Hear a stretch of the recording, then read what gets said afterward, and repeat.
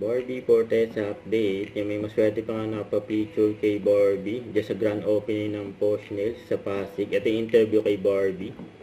Very grateful to say that na marami akong sparkling moments with Sparkle. Number one na dyan, syempre, Maria Clara at Ibarra, dahil yun talaga ang naging umpisa ng maraming blessings and nasundan syempre ng magaganda pang proyekto, pelikula, Pulang Araw, Beauty Empire, nagkaroon ng P77, saka Contravita Academy. Lahat kami, we're very excited dahil isa siyang napakalaking event to celebrate Sparkle. So, ang saya kasi talagang lahat ng Sparkle artists nandun and lahat din syempre ng supporters, ng lahat ng artista looking forward sa gabing yun.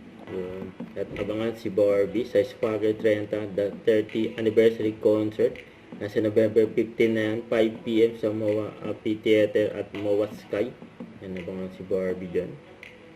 Saka ito pa, post ng Mighty Clean na endorsement ni Barbie. Ayan, 11/11. Mega Pasko Save yun, no? Ayan, ang ganda ni Barbie. Ayan, may sale ng Mighty Clean na endorsement ni Barbie. Don't forget to subscribe, click the notification bell for more updates. This is with Charging Action Vlog. Stay tuned for more videos. See ya.